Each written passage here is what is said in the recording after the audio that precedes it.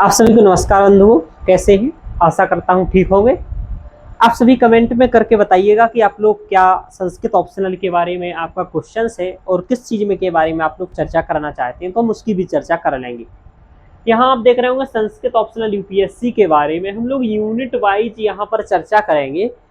चूंकि सबसे बड़ा अभाव यही रहता है, टॉपर से भी आप कह के देख लो कि सर एक एक यूनिट वाइज आप मुझे बता दीजिए कि भाई क्या सिलेबस है, सिलेबस समझा दीजिए, बुक्स समझा दीजिए, पीवाई कुछ समझा दीजिए, थोड़ा सा नोट्स वगैरह कैसे प्रिपेयर करें वो सब बता दीजिए। यहाँ पर मैं यूनिट वाइज आपको विश्लेषण करूंगा, एक एक यूनिट का करूंगा संस्कृत ऑप्शनल को लेकर के। छोटे छोटे वीडियोज होंगे, 15 से 20 मिनट के वीडियोज होंगे, इसमें आपको एक यूनिट का पूरा खाका तैयार रहेगा। ये वीडियो सिर्फ उनको भी नहीं देखना है कि जो बाहर वाले विद्यार्थी हैं, मेरे बैच के जो विद्यार्थी हैं उनको भी ये वीडियो देखना है कि आपकी क्या स्ट्रेटजी होनी चाहिए, और मेरे भी लेक्चर्स आपको देखने हैं तो किस अप्रोच में आपको देखने चाहिए उसको मैं यहाँ पर आपको बताऊंगा। साथ में इसके लिए कैसे करना है वो सब बताऊंगा। यहाँ सिलेबस भी लाया हूँ, सिलेबस के साथ पीवाईक्यूज भी लाया हूँ, तो वो सब भी यहाँ पर दिखाऊंगा।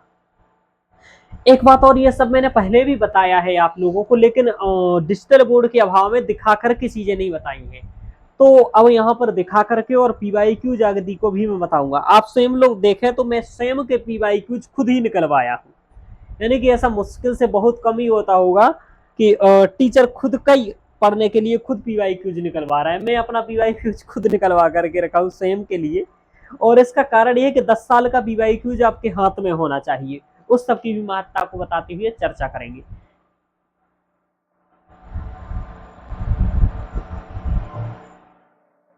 चलिए, यहाँ आप देख रहे हैं तो ये तो आपने समझ लिया क्या हम लोग चर्चा करने वाले हैं, इसको हटा भी देते हैं यहाँ से।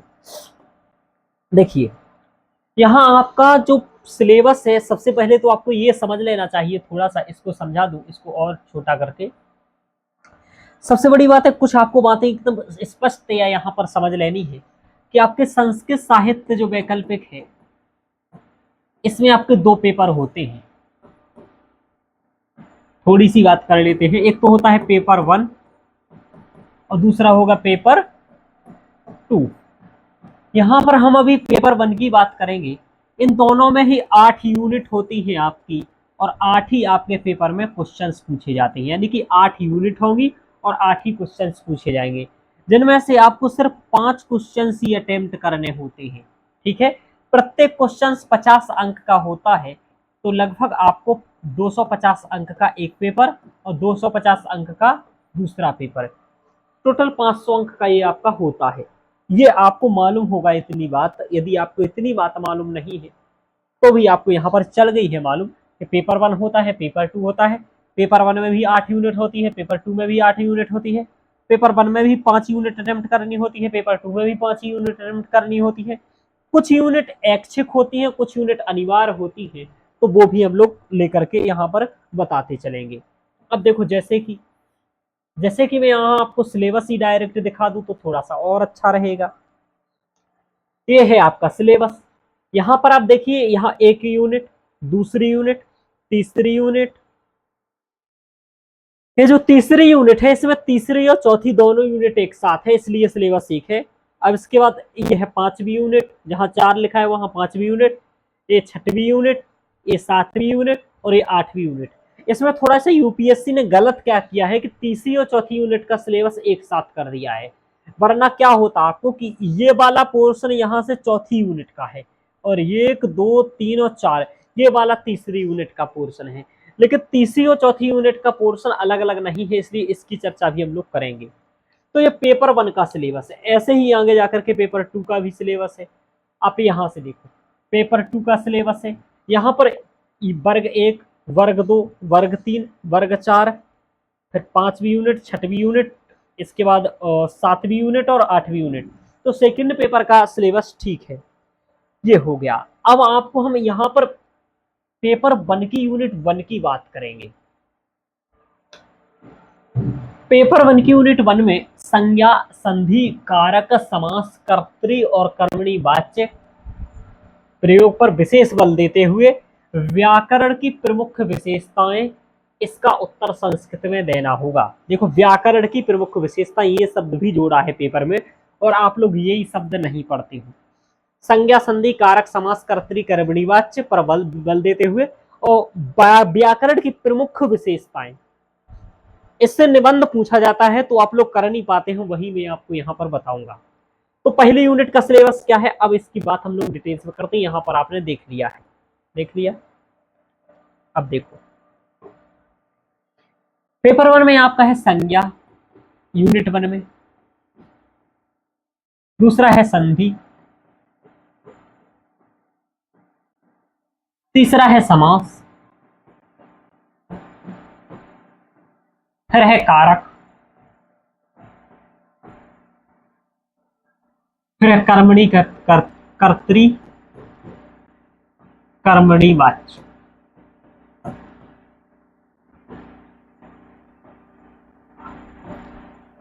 समझ में आ रहा। और इसके साथ एक ध्यान और रखना है, जो है आपका व्याकरण की विशेषताएं, जो यहां लिख लेते हैं, करण की विशेषताएं।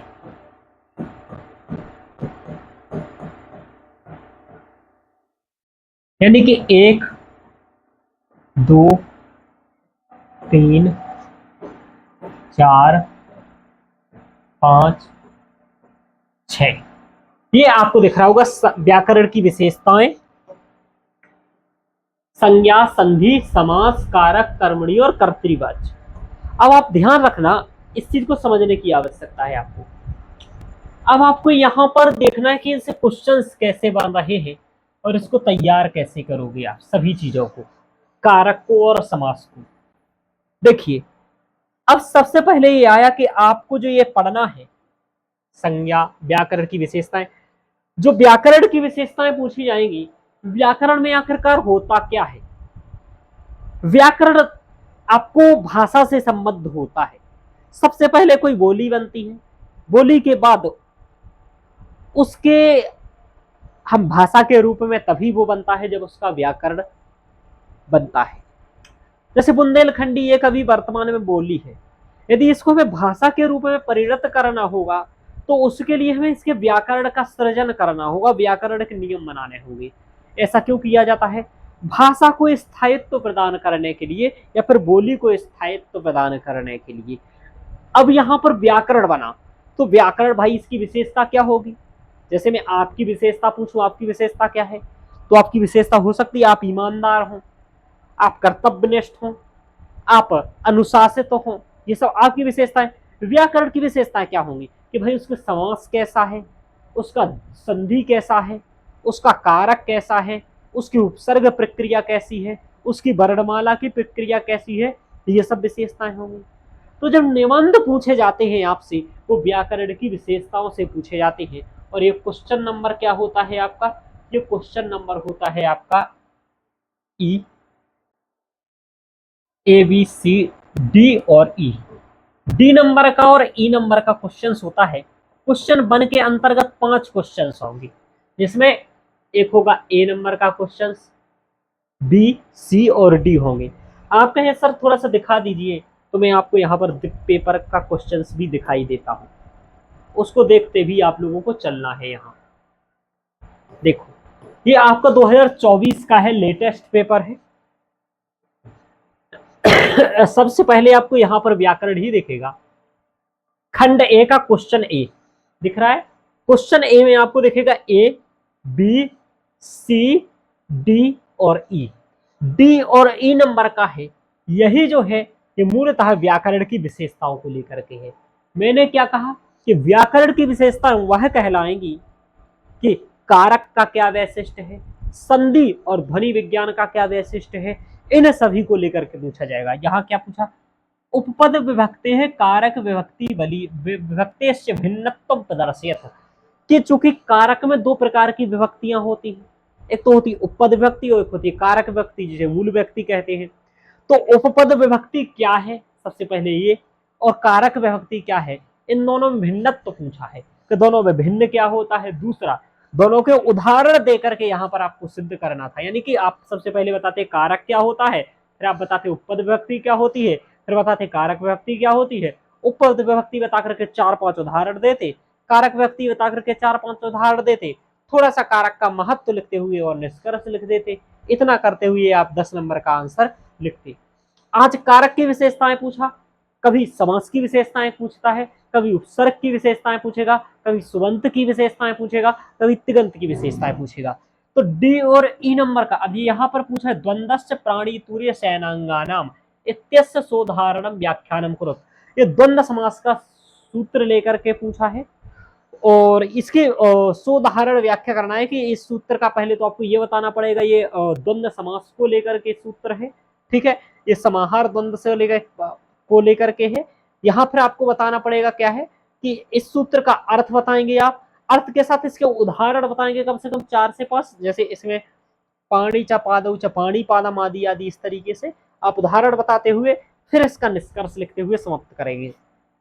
तो डी और ई नंबर का जो आपको क्वेश्चन 92 क्वेश्चन पूछा जाता है वो मूलतः इसी व्याकरण की विशेषताओं को लेकर के पूछा जाता है। व्याकरण की विशेषताएं किस टॉपिक से पूछी जा सकती हैं? तो संज्ञा से, संधि से, कारक से, समास से, इसके अलावा उपसर्ग से, सुबंत से, तिगंत से, इन सब से ये निबंध पूछे जा सकते हैं।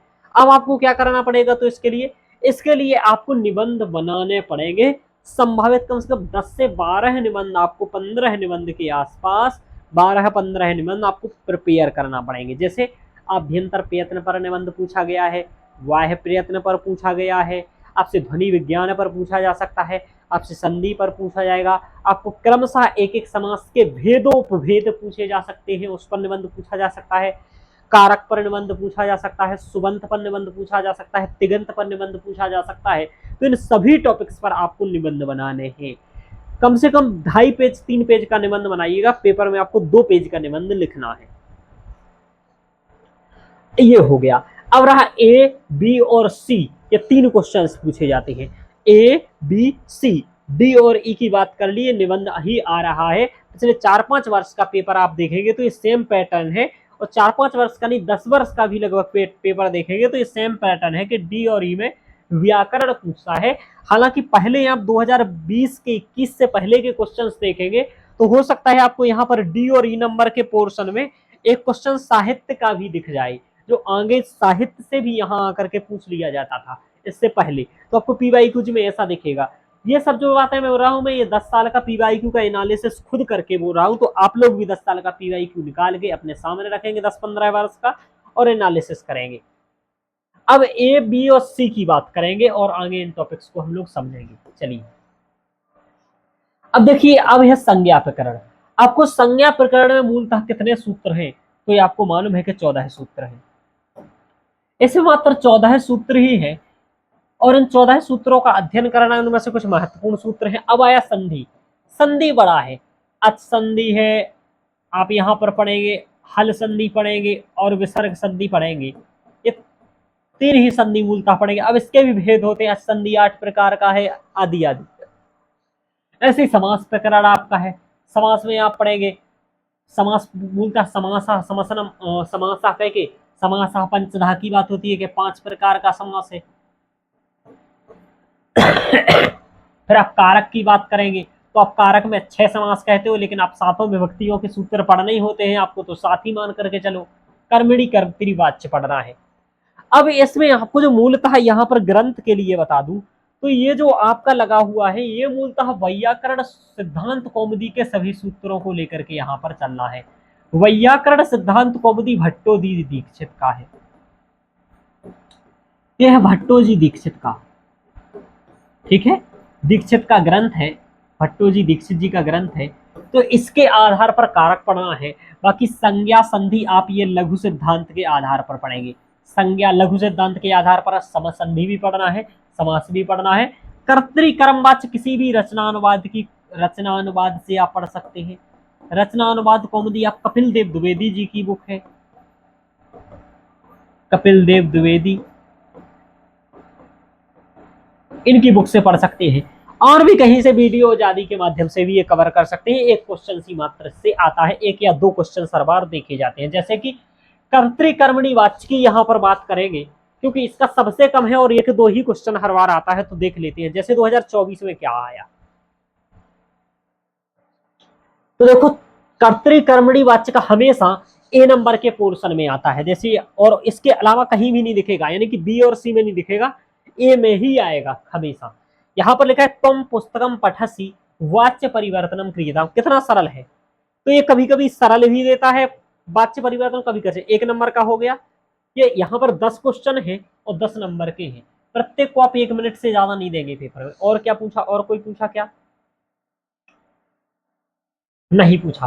तो एक क्वेश्चन पूछा, तो कर्मणी कर्तृवाच्य का आपका काम हो गया, आपको समझ में आ गया। एक क्वेश्चन इससे आता है और वो भी 1 नंबर का आता है। कभी कभी 2 क्वेश्चन भी आते हैं और 2 नंबर के हो जाते हैं। तो कर्मणी कर्तृवाच्य का हो गया। इसके लिए रचना अनुवाद कौमुदी कपिल देव द्विवेदी जी की हो, उससे आप कवर कर सकते हैं, इसको पढ़ सकते हैं। मैं इसको 1-2 लेक्चर में अपनी क्लासेस में कराता हूँ। कारक प्रकरण के लिए मैंने तो अपने 7 लेक्चर्स में ही इस कारक प्रकरण को कंप्लीट कराया है। मेरे 5 से 6 लेक्चर देख करके कंप्लीट कारक प्रकरण आप कर सकते हैं। और लगभग मैंने यहाँ पर 80-90 सूत्र पढ़ाए हैं महत्वपूर्ण, और इन्हीं 80-90 सूत्र से आता है। और कारक प्रकरण से क्या क्वेश्चन बनता है ये देख लीजिए। कारक प्रकरण से 10 नंबर का आता है, जो आपको बी यहाँ पर ये दिख रहा है, बी नंबर का क्वेश्चन। बी नंबर का 10 नंबर का जो 2 नंबर के 5 क्वेश्चन होते हैं, 10 नंबर के होते हैं। और ये सभी कारक प्रकार को लेकर, जैसे दैत्यभ्यो हरियलम, वृक्षम अविचिनोति फलानी, सताम गतम, माणवकम धर्मम भासति, सर्वस्मिन आत्मा अस्ति, ये पांचों आपको डायरेक्ट नोट्स में मिल जाएंगे मेरे। और ये आपको जो 2024 में अभी पूछे गए थे। अब ये 10 नंबर का कारक हो गया। 10 नंबर का कारक हमेशा आता है। अब देखो इस बार तो 20 का हो गया कारक, क्योंकि एक कारक का यहाँ आ गया, एक कारक का यहाँ आ गया, तो 20 नंबर का भी आ गया। समास का निबंध आ जाएगा तो समास 20 नंबर का हो जाएगा। हमेशा आपको बी नंबर में ही कारक दिखेगा। आप पीवाई को देख लीजिए, बी नंबर पर ही कारक दिखेगा। अब इस कारक के लिए क्या करना है, मैंने आपको बताया वैयाकरण सिद्धांत कौमुदी करना है। और आपको कारक पढ़ना पड़ेगा। कारक के प्रत्येक कारक के आपको सूत्रों को पढ़ना पड़ेगा और सूत्रों के आधार पर इनको समझना पड़ेगा। जैसे सबसे पहले तो आपको ये विभक्ति मालूम होनी चाहिए कि दैत्यभ्यो में क्या विभक्ति है। यहाँ कहता है अधोलिखितेषु वाक्येषु रेखांकित पदेषु सूत्रोल्लेख पूर्वकम विभक्ति प्रयोग, यानी कि सूत्र का उल्लेख करना है कि यहाँ दैत्यभ्यो हरियलम में किस सूत्र से विभक्ति हुई है। दूसरा, विभक्ति का प्रयोग करके दिखाना है कि कैसे हुई है। ये 2 बातें यहाँ पर मूल रहती है। तो देखो बी नंबर का हो गया आपका, डी ई नंबर का हो गया। सी नंबर में क्या होता है, सी नंबर में क्या होता है आपका संज्ञा, संधि, कारक और समास से कुछ सूत्र देकर के 5 सूत्र दिए जाते हैं और इसमें अर्थ और उदाहरण पूछा जाता है। कहा जाता है अधोलिखितानाम सूत्राणाम अर्थो उदाहरणानि संस्कृतेन 3-4 पंक्ति भी लेख्यानि, कि 3-4 पंक्तियों में आप इस सूत्र का अर्थ बताइए और उदाहरण बताइए। जैसे तोरली है ना, अतोरोर प्लते, झलाम जस झसी और अपरहा यथा संख्य मनुदेशा समानम, सभी एकदम सरल सूत्र हैं, डायरेक्ट मेरे नोट्स में मिल जाएंगे। और इनका अर्थ और उदाहरण पूछ रहा है, डायरेक्ट 10 नंबर बना सकते हो। यहाँ पर 10 में 10 नंबर बना सकते हो। संस्कृत का यही अच्छा है। अब बी और सी पूछ रहा है, बहुत सरल है। अब ये कहां से पूछा, लगभग सभी सूत्र संधि के हैं, संधि प्रकरण से। तो यहाँ 10 नंबर का संधि भी पूछ लिया इस बार, जो बहुत अच्छा किया। संधि से ही लगभग पूछा है। और प्राय था संख्य मझलाम जैसे तोरली है ना,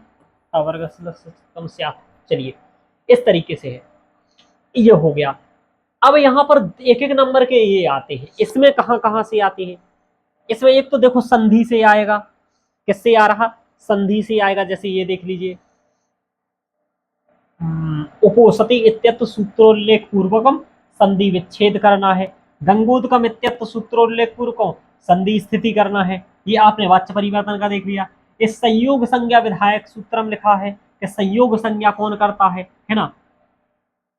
हलो अंतराह संयोग पूर्वस्याम शालायाम भवेत् समासम समास नाम च दर्शते। इसमें समास पूछ रहा है कि क्या है, धन्यर्थ इत्यत्र विग्रह पूर्वक समास नाम। तो समास का नाम। अब 2 नंबर का केवल यहाँ समास पूछा है। वाह्य प्रयत्न के कितने भेद है, तेसाम नामानी, उनके नाम बताइए। के उदिता कुचुटू पुएते उदिता सहवदंती वाच्य परिवर्तन के यदाम। हाँ, एक वाच्य परिवर्तन का ये भी है, यानी कि 2 क्वेश्चन पूछ रहा है, 2 ही पूछता है लगभग, 1 या 2। झस्मत्याहारांतर्गता वर्णाह लेखनीया। अब इस तरीके से आपसे पूछा अब इनके उत्तर आपको दो दो लाइन में लिखने हैं, लगभग लगभग दो दो लाइन, तीन तीन लाइन में, दो दो लाइन में, कम से कम एक लाइन में, दो लाइन में इनके आंसर लिखने हैं। दो लाइन से आगे ज्यादा नहीं लिखना है, एक लाइन में ही इनका आंसर लिखना है, क्योंकि एक नंबर का है, एक लाइन लिखेंगे आंसर हो जाए। ठीक है, दो लाइन भी लिख सकते हैं। इनका अर्थ उदाहरण लिखना। अब एक बात ध्यान रखना कि जब यहाँ अर्थ उदाहरण लिखो तो अपनी भाषा में लिखना।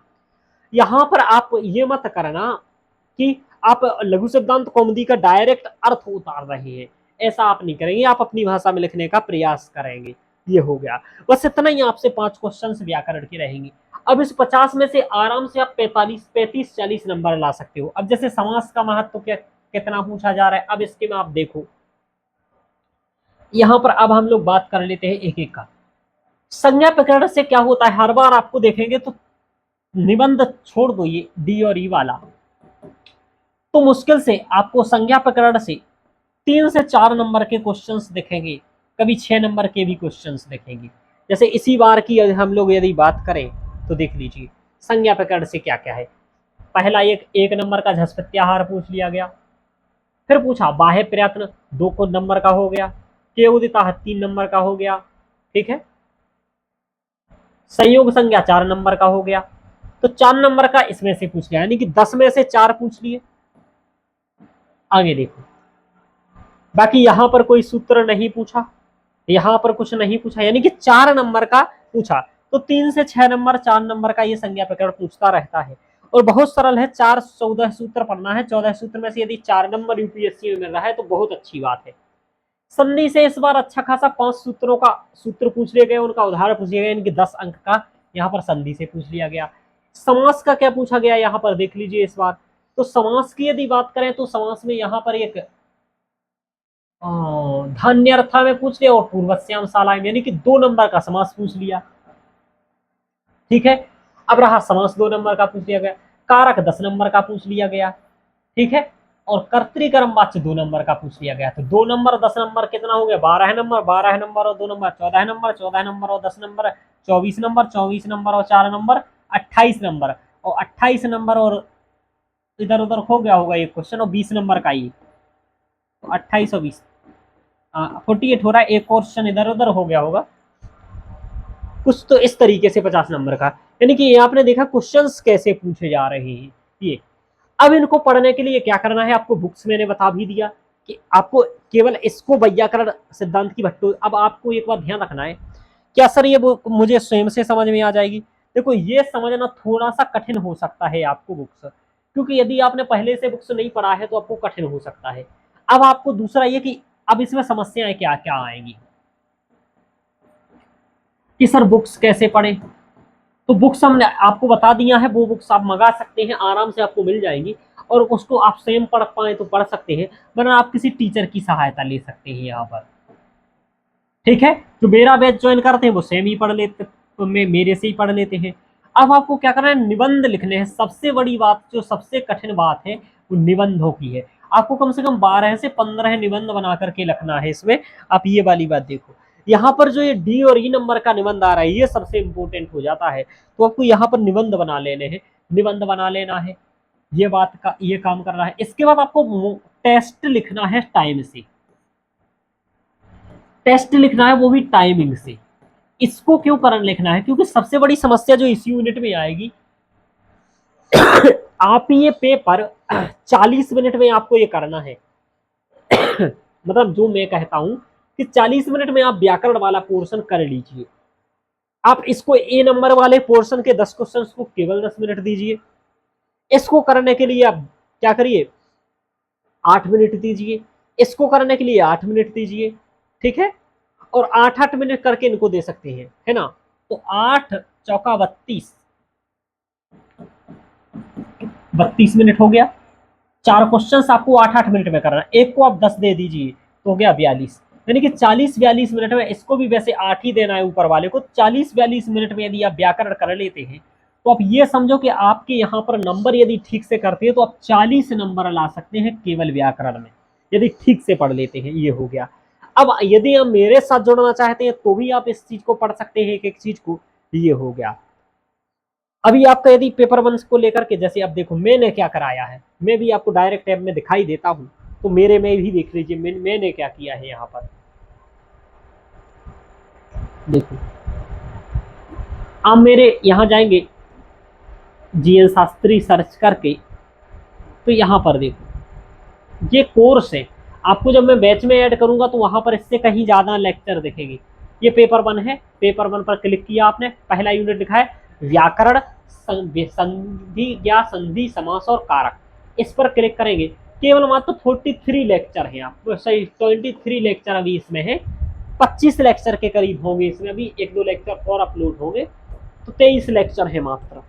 23 लेक्चर में देखो यहाँ से क्रम से मैंने क्या किया है, संज्ञा पकड़ से स्टार्ट किया है, संज्ञा संज्ञा संज्ञा संज्ञा संज्ञा संज्ञा अभ्यंतर बाह्य प्रयत्न, इस तरीके से फिर संधि स्टार्ट हो गया है। 11, 12, 13, 14, 15, 16 तक देखेंगे। ये कारक चलने लगा है, कारक प्रकरण सामान्य परिचय 1, 2, 3, 4, 5, 6 और 7। इसके बाद समास प्रकरण आ गया है। यहाँ आपको 2 लेक्चर दिख रहे हैं, जब बैच ज्वाइन करोगे तो वहां सब कुछ अपलोड कर दिया गया है, समास आदि का भी। तो इस तरीके से है।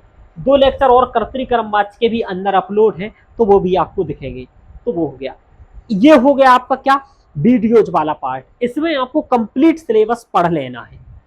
अब इसके बाद क्या करना है, इसके बाद आपको ये देखना है कि संज्ञा संधि कारक समास सब नोट्स आपको पीडीएफ से 2 पढ़ाया गया है, समास का वाच्य परिवर्तन का, तो ये सभी आपका नोट्स है क्रम से, आपको ये देख लेना है। अब जो मैंने कहा था व्याकरणिक निबंध, मैंने इस तरीके से व्याकरणिक निबंध बना करके विद्यार्थियों को दे रखे हैं। देखो संस्कृत व्याकरण इस तरीके से, पहले तो पीवाईक्यू, चूंकि पहले क्या होता था देखो आप लोग यहाँ पर कि किमना मतलब 4 और 5 का मतलब वही है कि डी और ई में क्या आता था। तो देखो 2000 डी और ई में 2014 में क्या आया, पहले चंपू का पूछ लिया और फिर यहाँ पद प्रातिपदिको को वेदा प्रातिपदिकार्थे का व्यक्ति भवती। अब देख रहे हो आप पद और प्रातिपदिक में को क्या भेद है और कौन सी विभक्ति है, ये आपसे व्याकरण की विशेषताओं को लेकर के पूछा गया, जो बात मैंने अभी कही थी। देख रहे हो ऐसे क्वेश्चंस आप कर पाओगे। अव्यय उपसर्गयोः स्वरूपम विलिखित तयोर महत्वम प्रस्तुयताम, कि अव्यय उपसर्ग का महत्व क्या है और उसका स्वरूप क्या है। अभी आपको व्याकरण की विशेषताओं से क्वेश्चन आया है। औचित्य सिद्धांत, अब ये साहित्य का एक क्वेश्चन पहले यहाँ आता रहता था का अपश्रुति संस्कृत साहित्य, ये भी व्याकरण का नहीं है, ये भी व्याकरण। तो अब देखो ये दोनों साहित्य से संबंधित पूछ लिए गए। यहाँ देखो संस्कृत भाषायाः संधि प्रक्रिया आश्रित ध्वनि परिवर्तन व्याख्यानम संस्कृतेन प्रस्तुयताम, संधि प्रक्रिया को ध्वनि परिवर्तन से आपको रिलेट करके निबंध पूछ रहा है। ये व्याकरण की विशेषताओं को निबंध है। अब ये एक साहित्य का पूछ लिया। संस्कृत काव्य शास्त्रीय वक्रोक्ति, अब देखो संस्कृत व्याकरण शास्त्रीय समास आश्रित निबंधो लेख्या, समास को लेकर के निबंध पूछ लिया। कति कारकाः तेषां नामानि विलिख्य उपपद विभक्त, हाँ उपपद विभक्त कारक व्यक्ति बलीयसी इति नियमस्य संस्कृतेन सोदाहरणं व्याख्यानं करोतु। आपसे मैं कहता हूं कि क्वेश्चन रिपीटेड होते हैं, वो यही क्वेश्चन रिपीटेड होते हैं। आप देख रहे हैं अभी आपको 2024 का क्वेश्चन दिखाया, उपपद विभक्ति कारक विभक्ति में अंतर पूछा कि भिन्नत्व बताइए। यहाँ 2019 में पूछा कति कारक, कितने कारक होते हैं, तेषां नामानि विलिख्य, उनके नाम लिखिए, और उपपद विभक्ति और कारक विभक्ति बलीयसी, ये जो कोटेशन कही गई है तो उपपद विभक्ति से बलवान कारक विभक्ति होती, वो कैसे होती है बताइए। इस इति नियमस्य संस्कृतेन सोदाहरणं व्याख्यातम्, इसको उदाहरण सहित बताइए।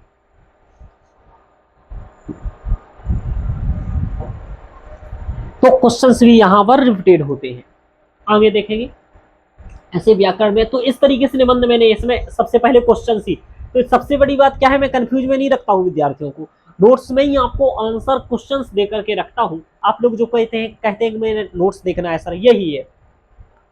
अब फिर मैंने ये क्वेश्चंस के बाद आपको क्या करना है, यहाँ निबंध किस किस चीज टॉपिकों से बन सकते हैं, वो सब टॉपिक्स मैंने यहाँ पर शामिल कर रखे हैं। अब आभ्यंतर प्रयत्न प्रकरण क्या निबंध बन सकता है, इंट्रो क्या लिखना है, इस तरीके से मैंने कंप्लीट निबंध बना करके उनका महत्व क्या हो सकता है, प्रयत्न का महत्व क्या हो सकता है, इस तरीके से मैंने पॉइंटेड आपको कंप्लीट इसमें बता रखा है। तो ये आपके व्याकरणिक निबंध भी है और सभी का इस तरीके से नोट्स आपको दे रखा है। अब इतना ही नहीं, आपको यहाँ पर मैंने टेस्ट देता हूँ और वो भी मॉडल आंसर, जिससे कि आपको ये पता चले कि आपको लिखना कैसे है। और इसके अलावा संडे की मीटिंग में तो मैं आपसे चर्चा करता ही हूँ, आपका एक एक आंसर चेक करता ही हूँ। यहाँ भी मैंने आपको यूनिट वाइज टेस्ट की कैसा पूछा जाएगा। अब जैसे ये टेस्ट है 40 मिनट में आपको लिखना है, 50 अंक का है, व्याकरण का टेस्ट है, यूनिट वाइज है। अब यहाँ आपको स्पेस लिख करके दिया जा रहा है कि या माता वर्णानाम उच्चारण स्थान नहीं लिखे, यानी इतने में आप लिखिए, इसमें लिखिए। अब इतना आपको ये क्वेश्चंस दे दिया गया, अब आपको ये टेस्ट है, इसके साथ आपको क्या करना है। अब आपको केवल ऐसा नहीं कि केवल टेस्ट, उसका मैं मॉडल आंसर भी दूंगा कि देखिए आंसर आपको कैसे लिखने हैं पेपर में, वो भी मैं हर प्रत्येक यूनिट के साथ इसी तरीके से किया है मैंने। देखो ये आपको आंसर लिख करके दिया कि या इति तालु, इस तरीके से कंप्लीट आपको यहाँ आंसर लिख करके दिया। तो निबंध का भी आंसर दिया है, ये सब किया। अब चेक की हुई मैं कॉपी देता हूँ कि जो किसी और विद्यार्थी ने लिखा, तो इस विद्यार्थी ने 43 मिनट्स में लिखा, 9 10 में से 9 अंक मिले हैं इसमें से। तो कैसे लिखा है, क्या गलती की है, वो भी यहाँ पर बताते हैं और चेक की हुई कॉपीज भी आपको प्रोवाइड करते हैं। इस तरीके से हो गया। यानी कि व्याकरण के लिए आपको क्या करना है, जिस तरीके से मैंने ये सब कुछ कवर किया है वही आपको करना है यहाँ पर, ठीक है। ये वाला। अब इतना करने के बाद अब आप क्या करोगे, इसके बाद मैं क्या कराता हूं। अब आपको ये 40 मिनट में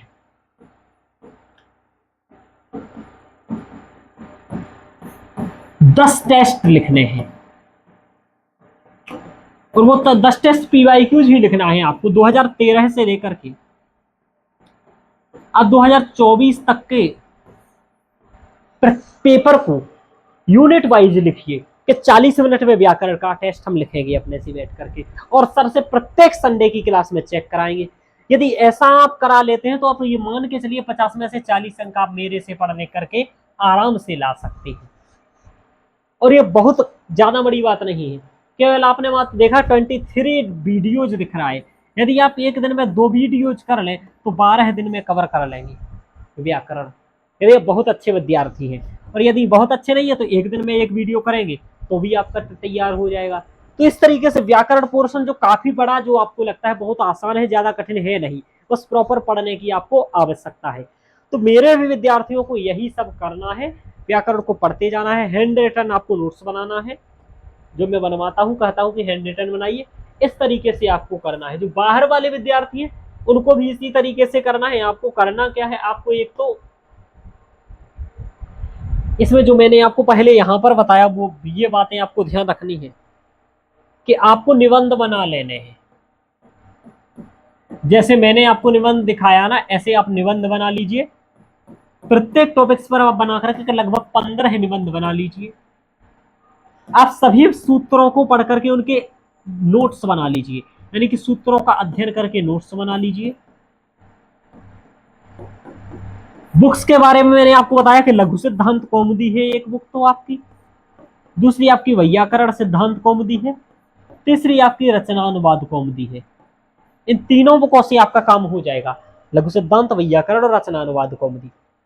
ये हो गया। इतने करके आप व्याकरण को कवर कर सकते हैं। PYQs को जरूर एनालिसिस कीजिएगा और इसके बाद टेस्ट लिखिएगा, कम से कम 10 टेस्ट। और किसी विद्वान व्यक्ति पर आप ये टेस्ट चेक कराइएगा कि आप सही लिख रहे हैं या नहीं लिख रहे हैं। इतना यदि आप लोग कर लेते हैं तो आपका काम हो जाएगा। इस व्याकरण की यूनिट को मुझे लगता है समझ में आया होगा।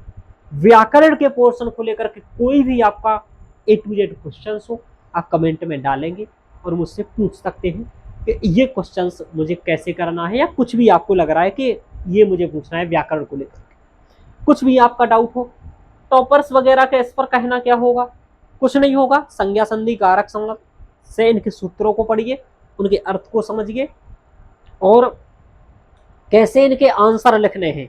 एक नंबर का क्वेश्चन है तो कैसे आंसर लिखना है, 2 नंबर का है तो कैसे लिखना है, 10 नंबर का है तो कैसे लिखना है, इसको आप समझ के लिखिए, हो जाएगा आपका काम। ठीक है, तो आज के लेक्चर में इतना ही। इसके बाद हम लोग कल मिलेंगे। ओके मित्रों, धन्यवाद।